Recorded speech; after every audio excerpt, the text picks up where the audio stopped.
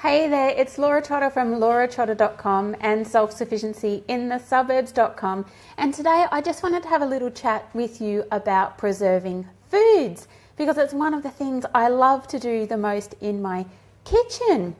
And in fact, like this time of year, in Australia, the end of summer, early autumn, where we tend to be so blessed with so many fruits and vegetables too, but especially fruits that are in their prime, ready to be in season really, and you can preserve them and enjoy them throughout the year. So I love preserving fruits like peaches, and I made a strawberry jam just last weekend because I managed to get my hands on a lot of strawberries. But I make a lot of other things, some from produce we grow in the garden and others that I get from markets.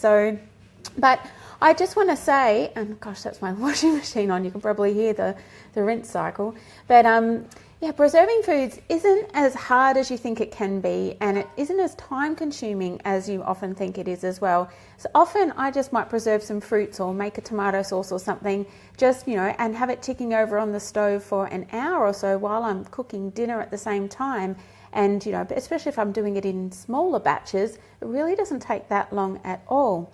But there are so many benefits to preserving foods, and first I'll just chat with you about, and it's great to see some people live on the call, so feel free to type in the comments where you're tuning in from today. That would be awesome, and whether or not you preserve foods as well.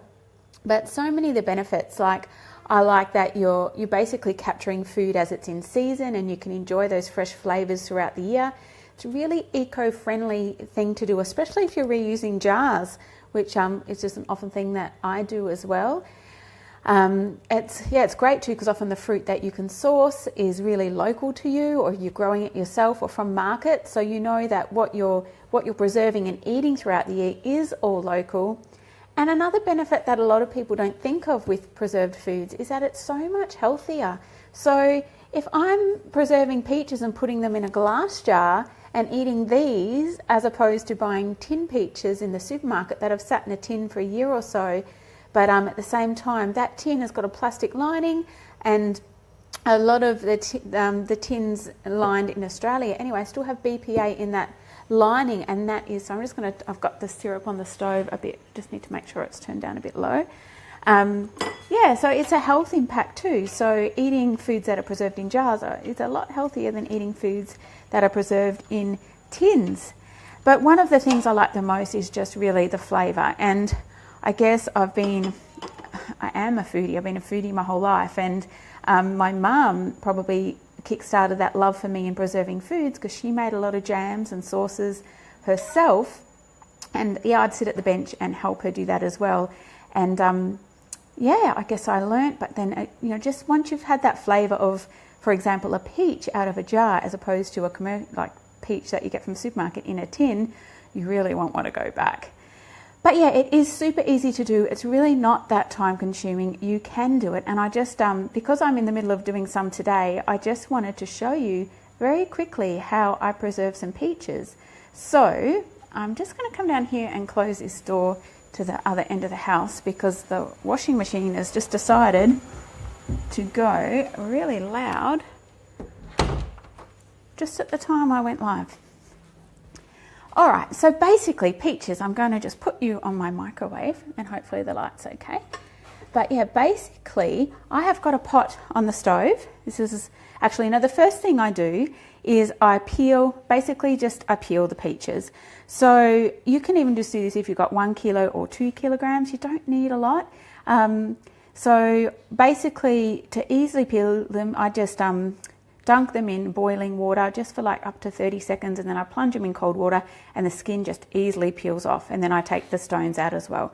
So I've got 1 kilogram of peaches that I have peeled here at the moment. And the next thing I do once I have peeled, so I've got 1 kilogram here, and I've also got another 2 kilograms, some that I prepared earlier. So it took me a little bit to cut them, peel them, maybe 45 minutes. But I was just doing them, the family was around, it was kind of social, it wasn't really a big deal. And so then second thing I do is I in this order, and I'll pop the recipe below so you can preserve yours as well, and you can use the same recipe for other fruits like apricots as well. But the other thing is I clean out my jars. So I will wash my jars in nice hot boiling water. I'll rest them and turn them upside down and drain them on the rack. And then, in fact, you can see a couple still here. Just on the rack, just draining. But then I've also got a whole heap of jars in the oven at the moment, just on a low temperature. That's on 100 degrees Celsius.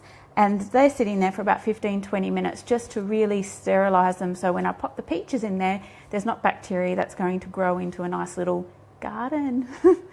But yeah, that's all it really is. So I peel my peaches and stone them. I wash my jars and sterilise them in the oven. And then I prepare a really light syrup, which is basically 1 cup of sugar. I just use an organic raw sugar to 3 cups of water. And then I heat that up gently on the stove like that. It's ready to go. I got it just to boiling and I've popped it back on a simmer.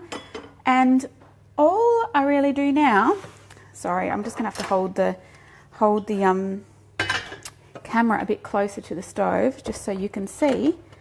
I've got my bowl of peaches and basically I just pop them in the boiling water and I just simmer them until they're just cooked through. And it really doesn't take long. In fact, some of these peaches were very ripe, which isn't ideal because they get really soft.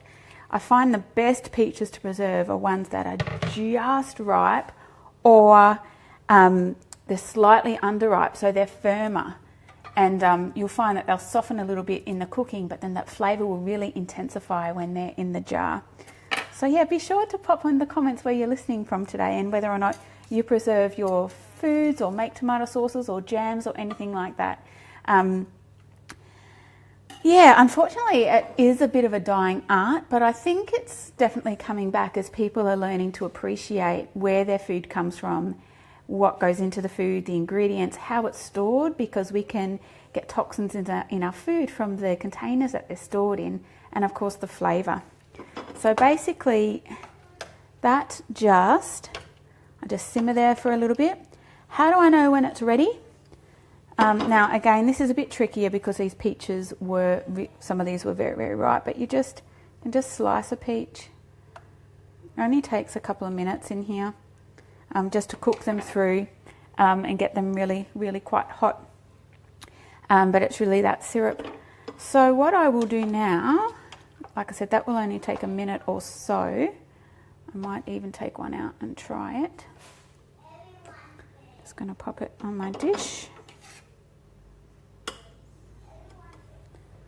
Just try it, see if it's heated through. Yeah, that is not too bad. It's really about having that hot syrup. Now I will take the jars out of the oven, hopefully without, I need a longer microphone cord.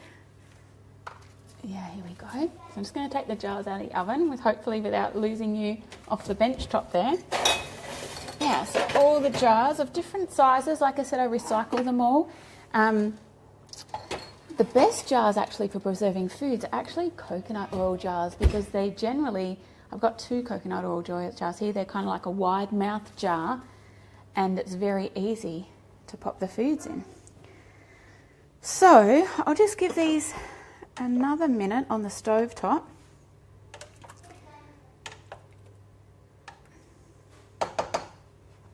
Because that wasn't quite ready. I'll just eat it in the meantime. Really sweet. So if it just jumped on, I'm just preserving peaches today on the stove top. I've just pulled the jars out of the oven and I'm just waiting. I just want them to warm up that little bit more before I pop them in the jars, which should only take a minute.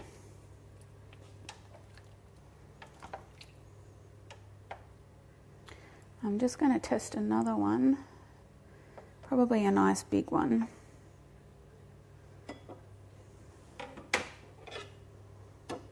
Yum. I find preserving, this is a thing while I really like it. I mean, I like what I eat, but I find it really, really therapeutic. Just, cooking some slower foods, taking a little bit of time.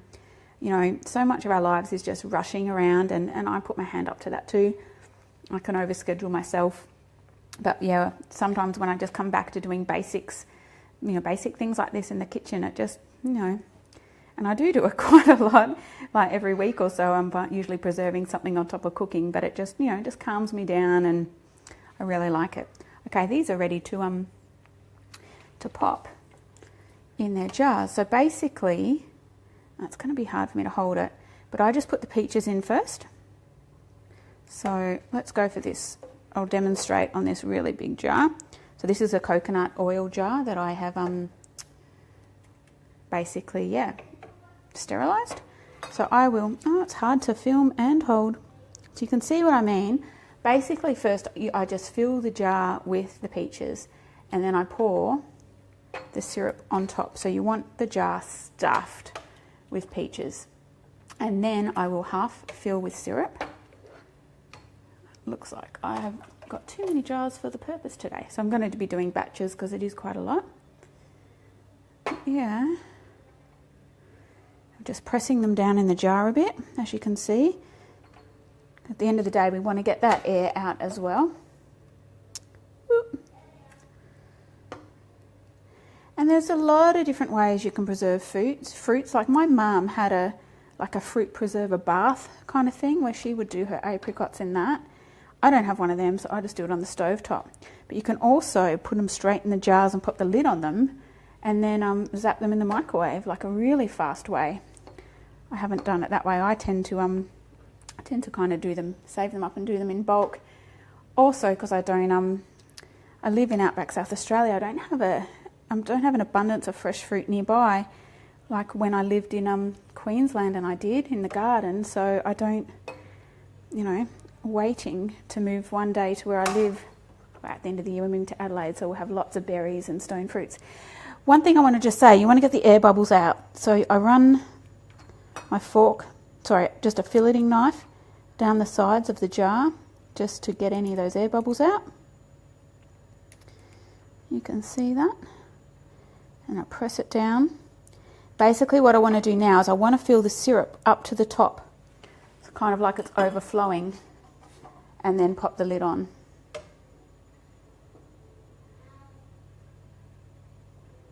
And it will run down the side. And this one has, the other thing too, I wash the lids, but I don't pop them in the oven, and I have been, that's what I've learned from experience, because you can melt the seals. So I'm just going to put this rubber seal back on this jar. Oh, just still a bit warm. There we go. So I've just popped that seal back on the jar. And yeah, fill it right to the top. Have it overflowing, it's no big deal.